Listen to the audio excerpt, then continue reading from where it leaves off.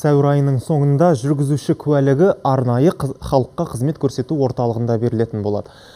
Бұл туралы бүгін Қазақстан Республикасы Ішкі істер департаментінің әкімшілік полиция комитеті төрағасының орынбасары Әлібек Кеңесбаев мәлімдеді. Аталмыш өзгерістің қалай іске асатынын бүгін журналистерге мамандар көрсетіп берді.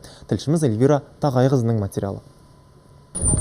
Жаңа талап бойынша жүргізуші куәлігін алу үшін мынадай халыққа қызмет көрсету орталығына келу қажет. Ол үшін өзімен бірге жеке куәлік және медициналық анықтама болса болғаны. Тіркеу орнына келіп,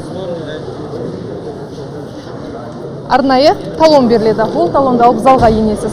Айта кету керек, бұл өзгеріс А және Б категориялы жеке куәлік алатын азаматтарға арналған. Сондай-ақ бұл залда мемлекеттік төлем төлеуді ұмытпаңыздар. Оны кассаға келіп 2651 теңге көлемде мемлекеттік төлем төлейсіз. Сондай-ақ егер қолыңызда медициналық анықтама болмаса, оны да осында келіп рәсімдеуге болады. Барлық рәсімделген құжаттармен сіз жүргізуші куәлігін рәсімдеу залына барасыз. Рәсімдеу залында кез келген бос тұрған маманның алдына барып отырып құжаттарыңызды өткізесіз.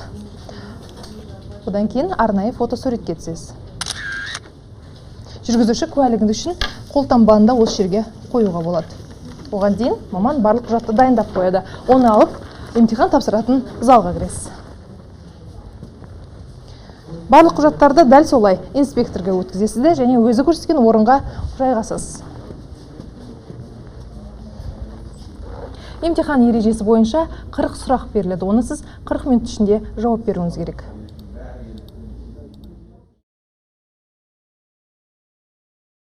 Емтихан аяқталған соң оның қорытындысын білу үшін инспектордың алдына барамыз. Ол сізге қорытынды қағаз береді. Нәтиже бойынша мен емтиханды сәтті аяқтаптым. Барлық құжаттарды инспектордан алып, тәжірибе жүзінде емтихан тапсыруға барамыз.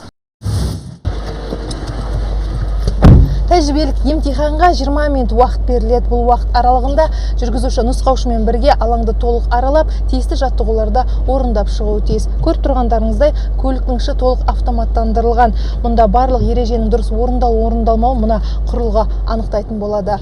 Айта кетерлік жайт, жүргізуші егер бұл жолы сынағын тапсыра алмаса, оған тағы 2 мүмкіндік беріледі. Егер оны да тапсыра алмайтын болса, алаңға жарты жыл бойы кіруге рұқсат жоқ. Эльвира Тағайқызы, Мейрамбек Ахмаханов, хабар.